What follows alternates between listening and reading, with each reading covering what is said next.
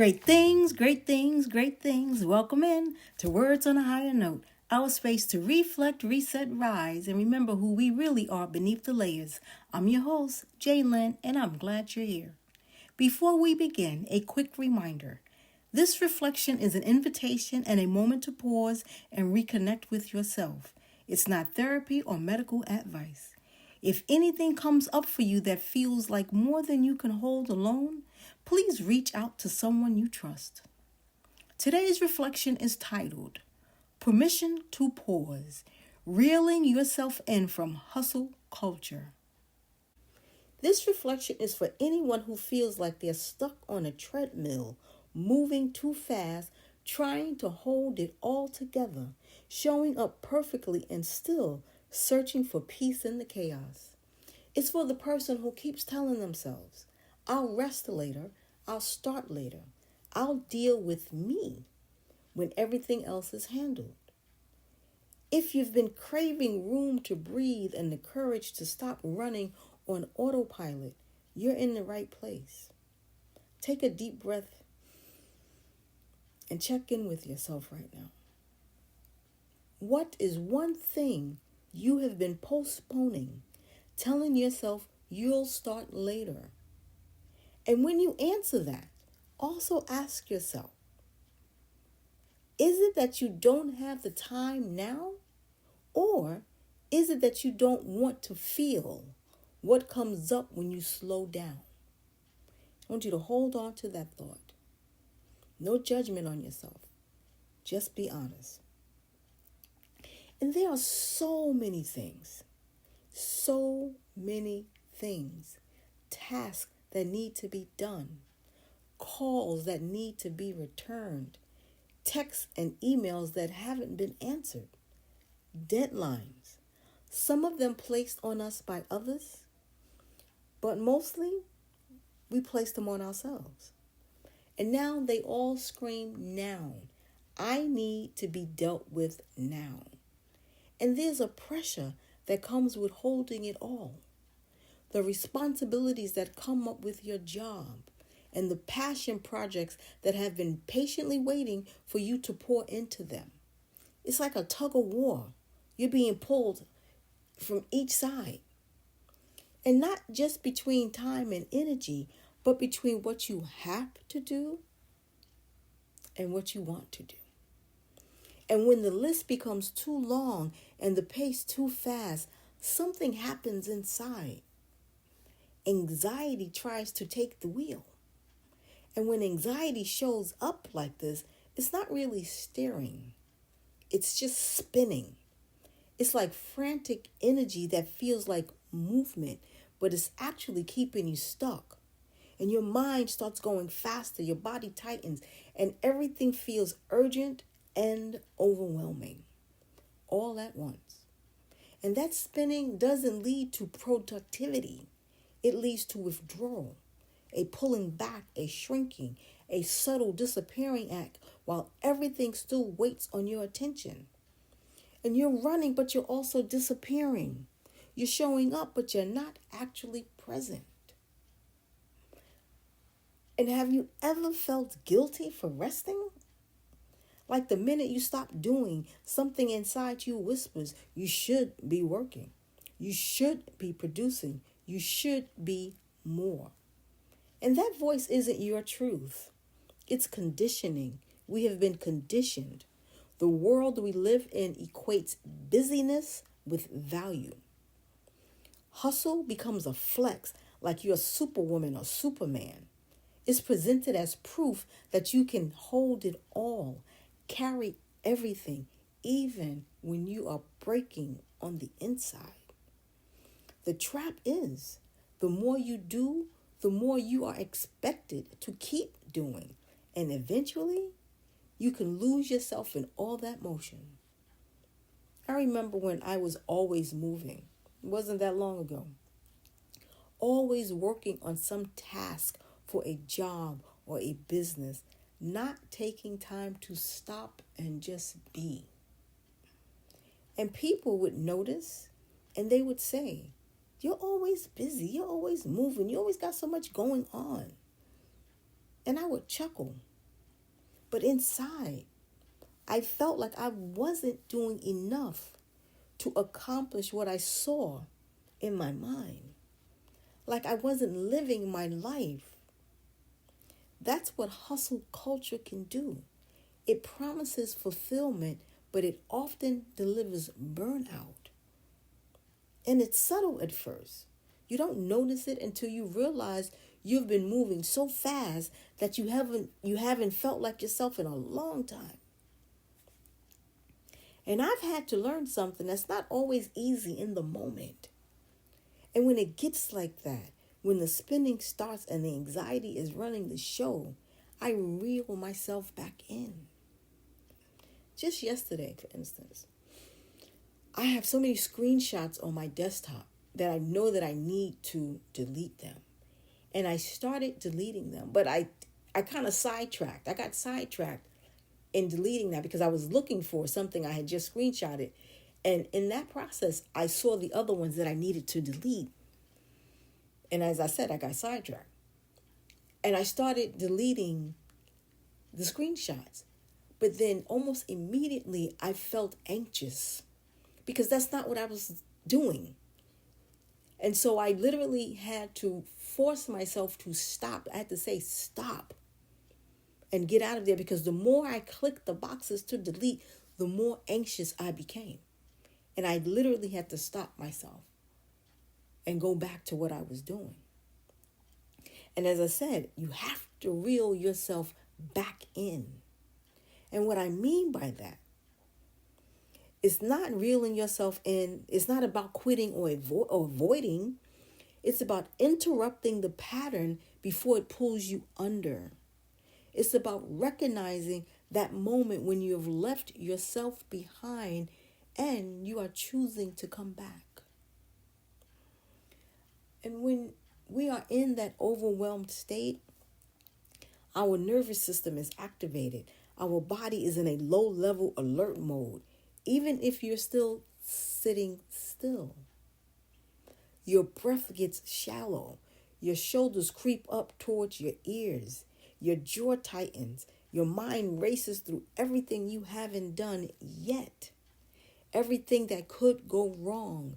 Everything you're falling behind on. And this isn't laziness. It isn't weakness. This is our system trying to protect us from what feels like danger. And even though the danger is just a long to-do list. And the spinning we feel is our body trying to solve an unsolvable problem. So reeling yourself back in means calming that system. It means telling your body, we are safe. We are safe. We are not in danger right now. We can slow down. And slowing down may look like pausing. Just stopping whatever you're doing for a moment and resting and resetting.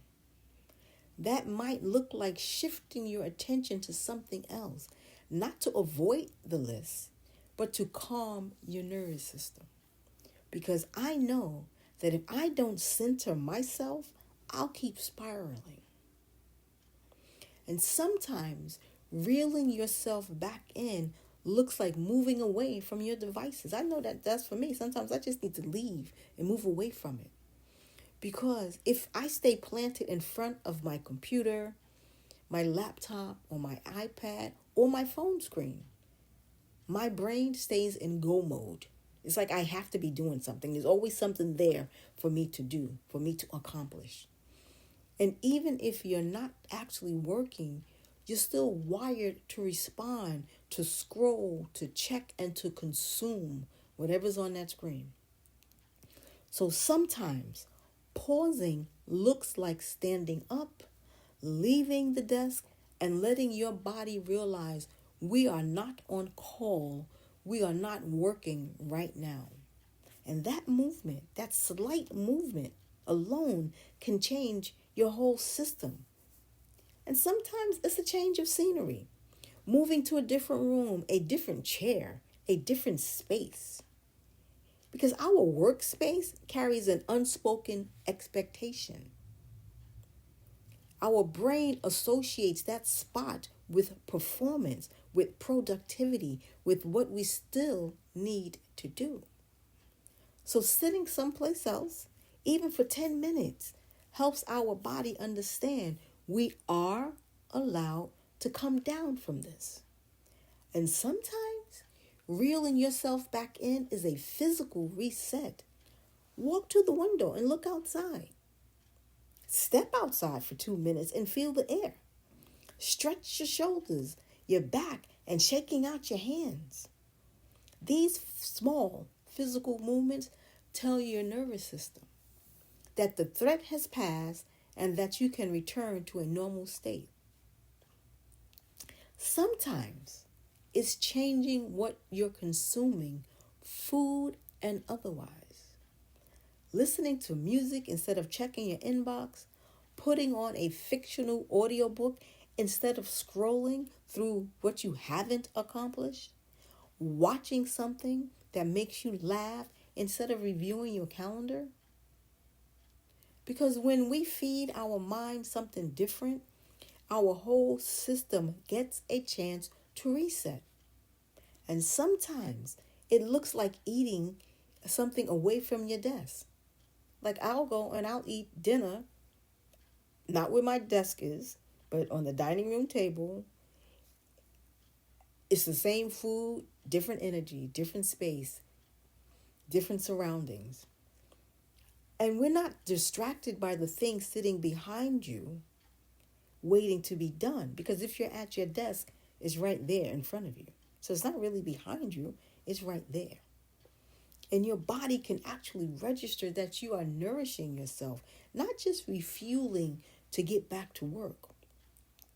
And sometimes it's a power nap, 10 minutes, 15 minutes, whatever your life allows. And you do not have to earn a power nap. It's yours. Take it. And I know that guilt can come up here. Your mind tries to say you're being lazy, you're wasting time. But what if that nap is actually the thing that helps you show up for your life with more patience, more clarity, and more capacity? What if it's not lost time? What if it's the thing that saves the rest of your day? I recently started taking power naps. I'm really trying hard to fight the urge to not go to sleep, because I can be tired, and instead of resting, I'll push through.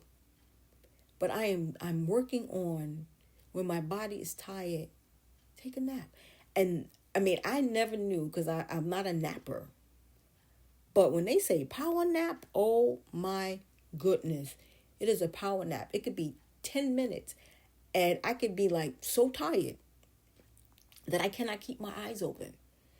And I will take a power nap for, let's say, less than a half an hour. And I will wake up, and that tiredness that was there, that extreme tiredness that was there, is nowhere to be found. So again, reeling ourselves back in it does not mean that we're abandoning the list. It does not mean that we are giving up on what matters.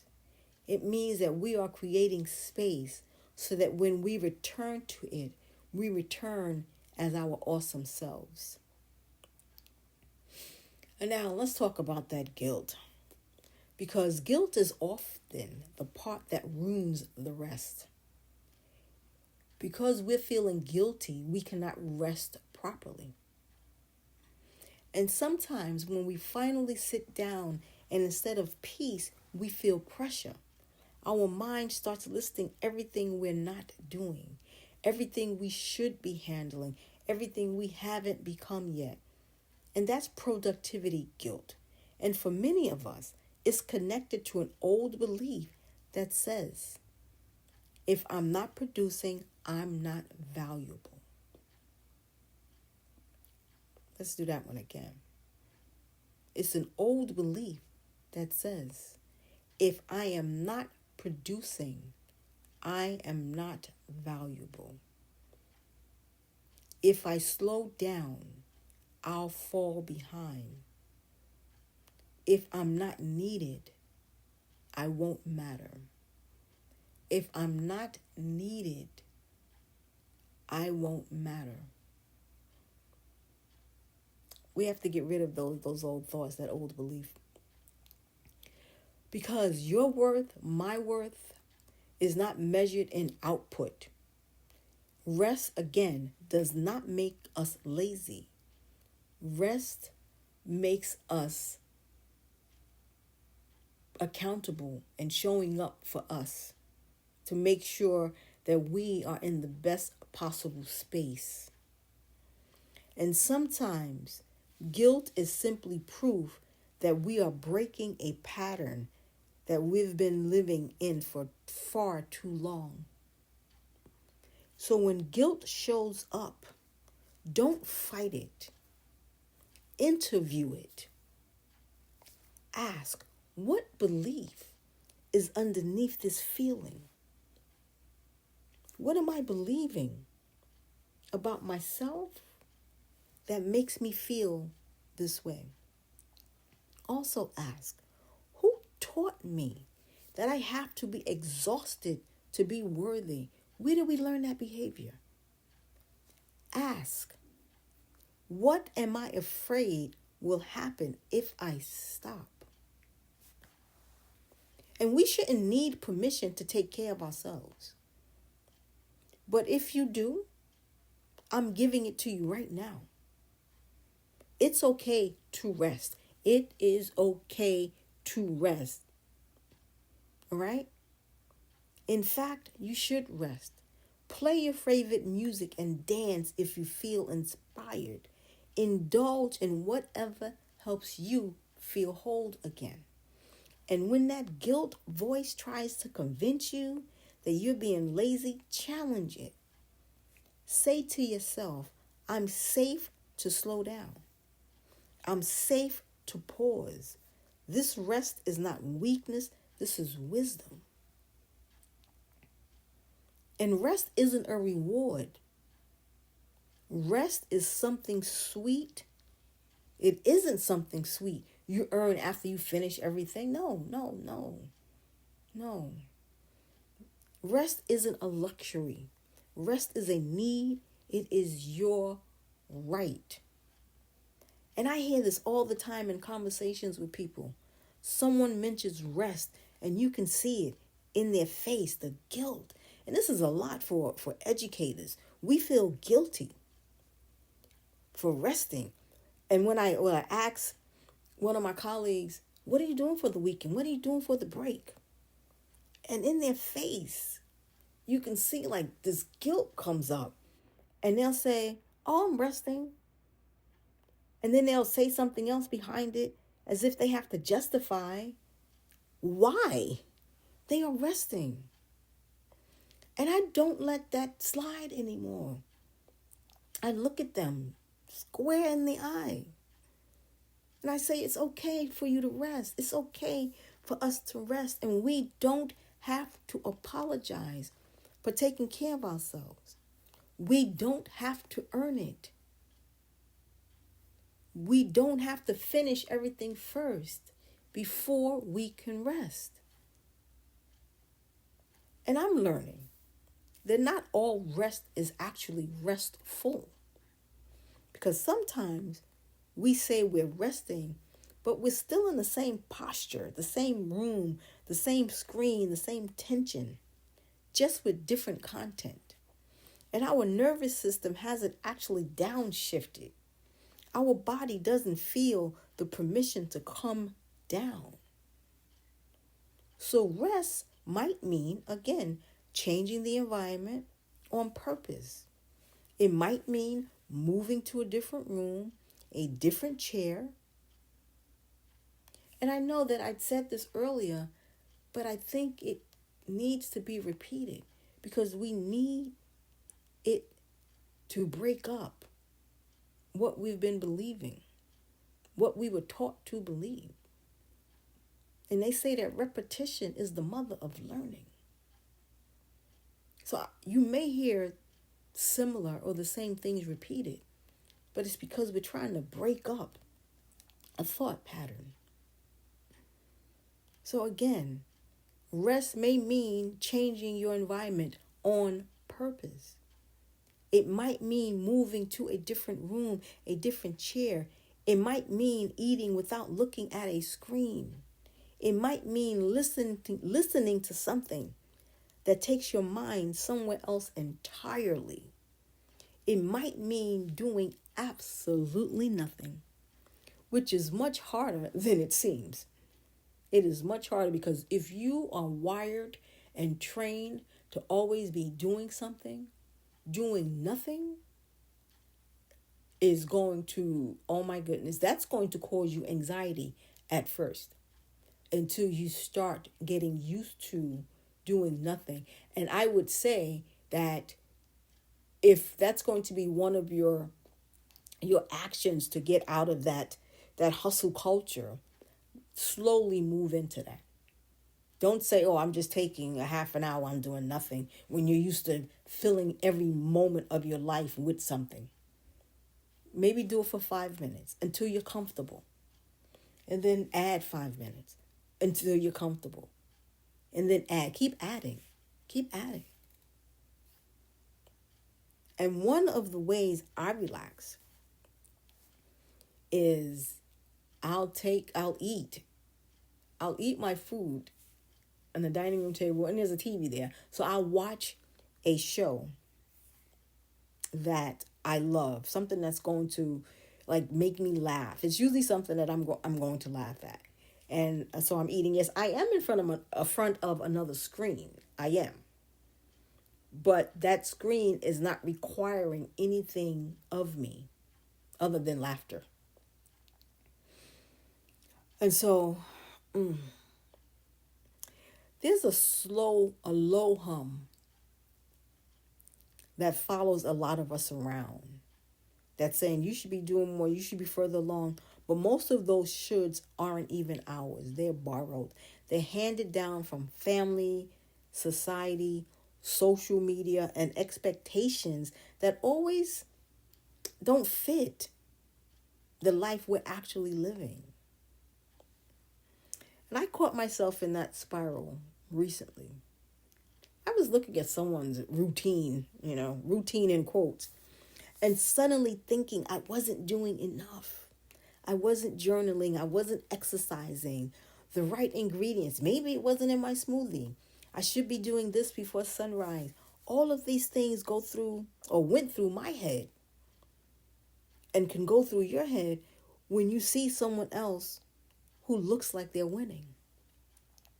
And just know, it's easy to create a 1-minute video and show how perfect that particular exercise or activity is. And we don't know the backstory. We don't know how many takes it took to do that 1-minute video. We don't know what actually goes on when that camera is off. So don't get so bogged down with what you see somebody else doing. And when I was looking at someone else's routine and questioning my routine or my process, I almost laughed when I realized how quickly I went from relaxed to self-critical. Because comparing ourselves to someone else will do that. And it doesn't just steal our joy, it hijacks our direction. And sometimes we also judge ourselves for needing an escape, like it means we're avoiding life. But life is heavy sometimes. The world is loud, responsibilities are real, and sometimes we don't need another self-help book. And I'm not downing them at all, but sometimes that's not what we need to tell us how to optimize our life. Sometimes you need a story, a different world, a break from reality so your mind can breathe.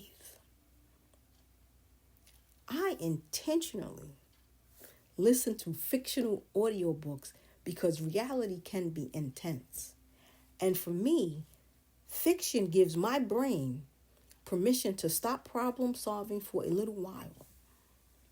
And that kind of pause isn't me checking out, it's me recovering.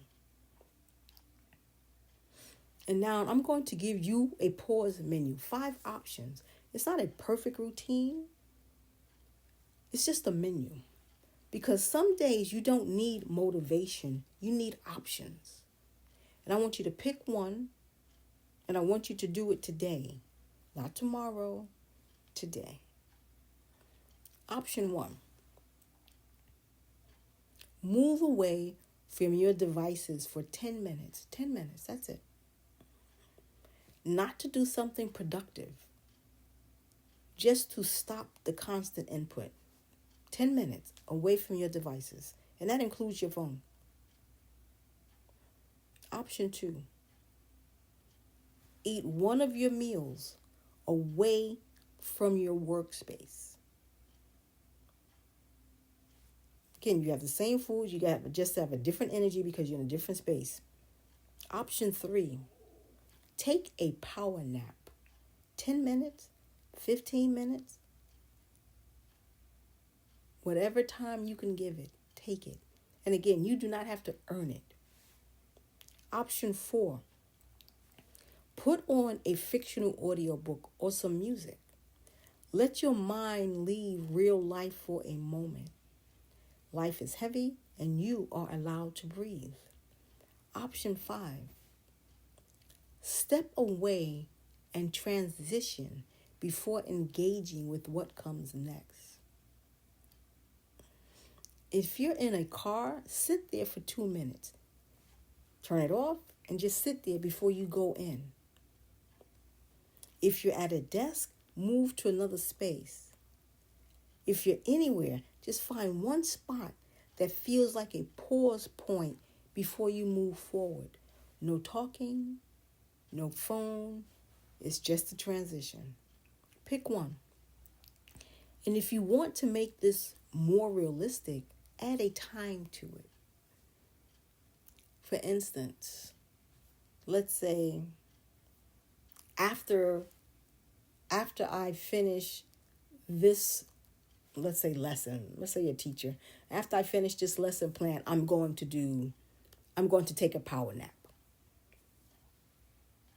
After lunch or at lunch, after work, before bed, when I get home, you don't need the whole life plan. You need one pause. So put a time to it. Say when you're going to do, out of those 5 options, choose when you're going to do it to make it more realistic to you. I want you to repeat this after me.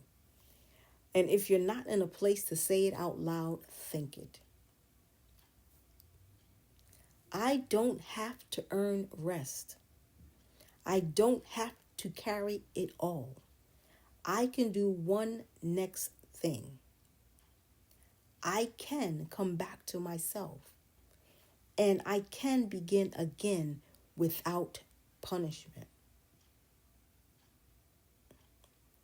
When what I have to do and what I have to do feel like they're at odds, I remind myself, if I can take care of the have to, I can make space for the want to.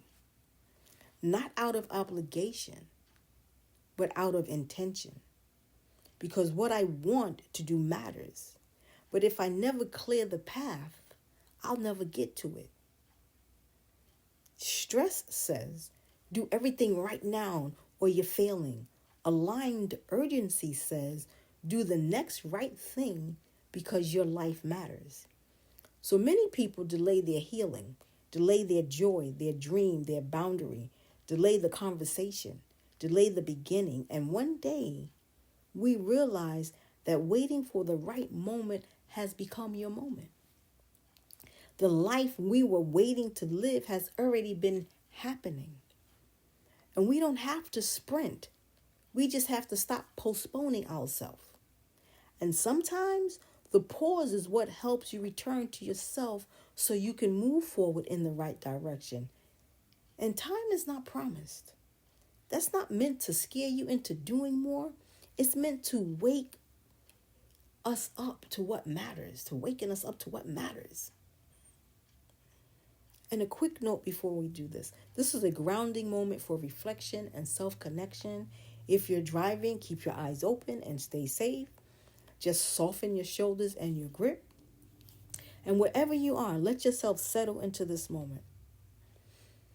Now we're taking a quiet reset, not to escape life, just to return to it with yourself included. And start by noticing your breath. Don't fix it yet. Just notice it. Is it shallow? Is it tight? Is it rushed? Is it quiet? Now inhale gently through your nose. And exhale a little slower than you inhaled. Again, inhale. Exhale. One more time. Inhale. And then exhale.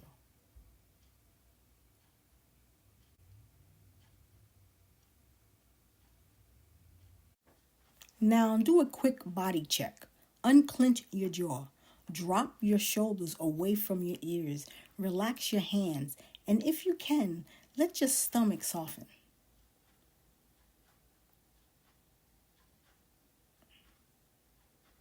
Now ask yourself this softly. What am I carrying right now that isn't mine to carry today? You don't have to solve it right now. Just name it.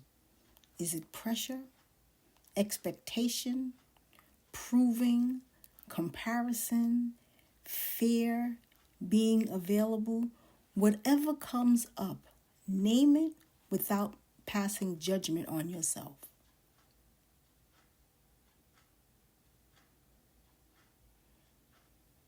Now ask, what do I actually need today? Not someday, today. It might be rest. It might be water. It might be food. It might be a nap. It might be a boundary. It might be 10 minutes away from your phone. Let the answer be simple.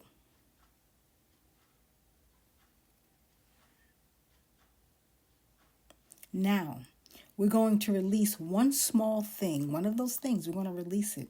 Not forever, just for now. I'm going to inhale. And we're going to exhale. We're going to set that thing down.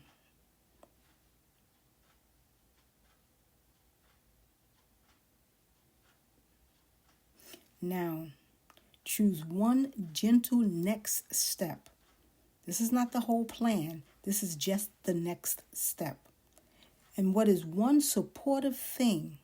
And you're asking yourself, what is one supportive thing I will do within the next 24 hours? Maybe I'll move away from my devices for 10 minutes. I'll eat my meal away from my workspace. I'll take a 15-minute power nap. I'll listen to a fictional audiobook or music and let my mind rest. I'll say not today to something I keep forcing. Pick one.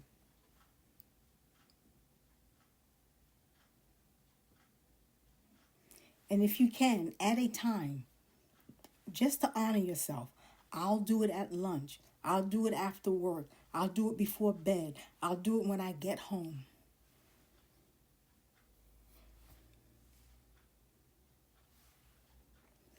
Take one more breath with me. Inhale. Exhale. And when you're ready, come back to this moment when you're more present, more honest, more you. And slowing down isn't just about taking breaks. It's about creating a life that doesn't require constant recovery. What does peace actually sound like to you? What does intentional living look like when you're not rushing? What happens when you protect your time, not out of fear of missing out, but out of care for yourself. And these aren't questions I can answer for you. But I have noticed that when people make space for their own pace, when they stop measuring success by speed alone, something changes. Something shifts for them. And there's a different kind of productivity. There's room for both what needs to get done and what feeds your soul. And balance isn't always about doing less. Sometimes it's about doing what you must so you can get to what fuels you.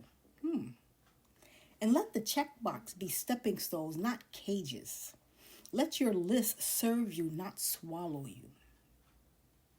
And this is a practice, an experiment, a return. You try one thing, you notice what it does to your body, you keep what works, you release what doesn't. And you build a life where rest isn't an emergency exit, where you have to do it because your body shuts down. Make it part of your normal day to day, and you will never get to the emergency exit.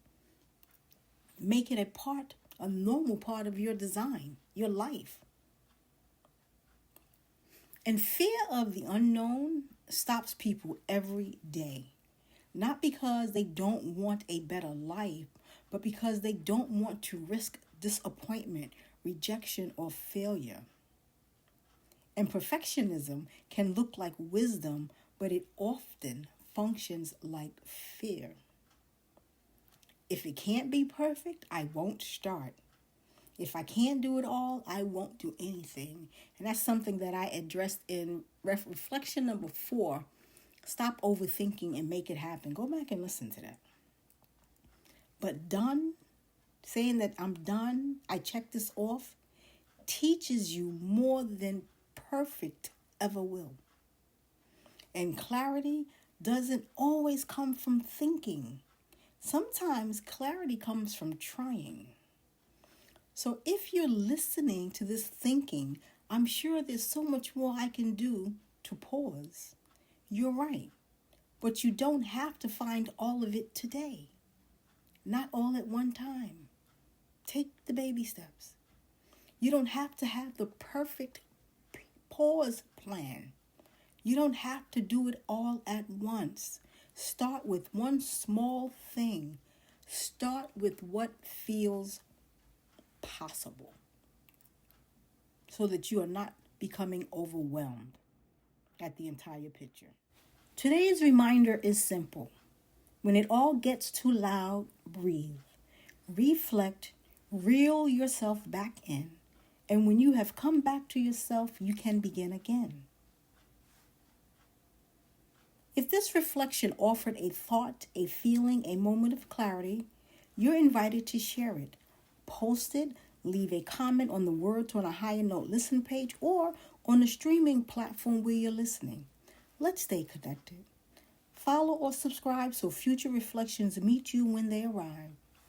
Thank you again for tuning into Words on a Higher Note, where reflection meets elevation, where grace meets growth, where personal evolution is not rushed, but embraced, honored, and celebrated.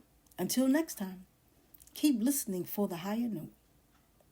Say, be, and it is.